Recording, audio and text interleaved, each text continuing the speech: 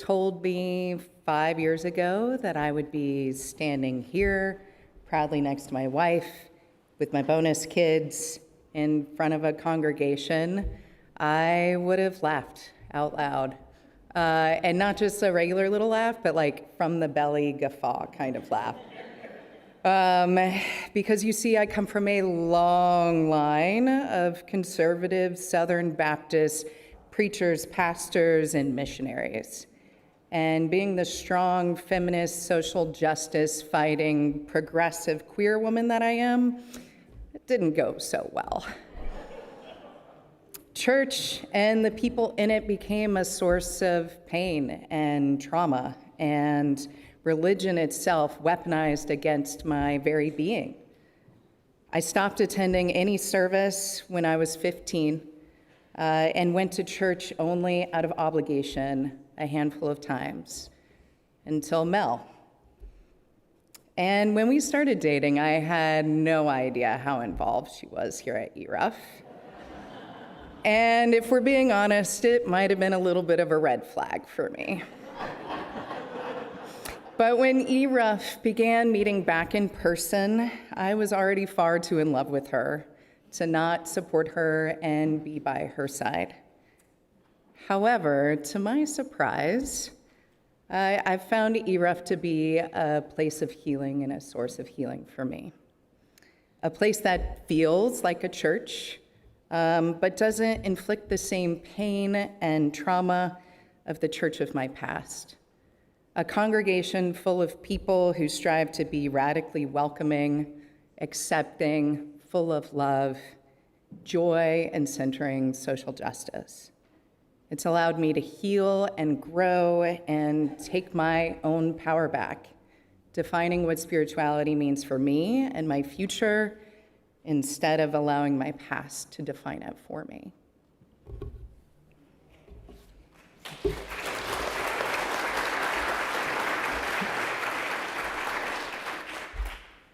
Good morning, everyone. So I'm Mel Downey Piper. I am like board of trustees level involved here at ERUF. Kept that from Sophie.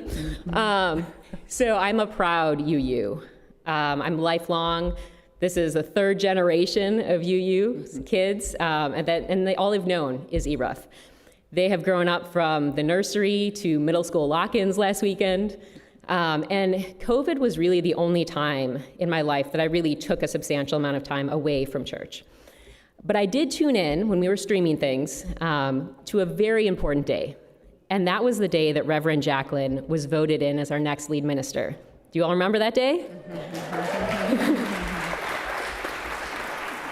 It was an amazing day, and it was actually the first time that I had shared ERUF with Sophie, so it was a good one. And I remember crying and feeling so much joy, and if you all remember the moment when that the happy song came on, and she was dancing up here, and we were dancing at home, and it was a beautiful moment. I had been part of Reverend Jacqueline's committee when she was a student minister, and so it was an incredible experience to kind of witness that journey over the last few years. So when Sophie and I decided to get married, neither of us could think of a more affirming, loving, celebratory person than Reverend Jacqueline. In fact, she married us twice. So you see, the only conservative thing about Sophie is that she didn't want to live together until we were married. And we had been looking for houses, and after our 7th offer, takes a while in Durham, one had finally been accepted. And so we already had a wedding date planned, but it was after we closed on the house, so it presented a few problems for us. We really needed that legal document, and we were planning to go to the courthouse, but Reverend Jacqueline was like, no, I got this. Like, we're gonna do this twice. And so she agreed to marry us once in April at ERUF, and once in May with our friends and family on the Eno River. So we thought it would be administrative, but when we arrived, the chapel was set up and all the ministers and staff of ERUF were gathered, and they were there to witness our legal wedding. We felt so surrounded by love. So as Sophie and I come up on our first one-year anniversary, I can't help but reflect that everything I have ever dreamed of is right here. My spiritual community, the love of my life, my kids. This is us, and this is our journey so far in this community. Thank you all.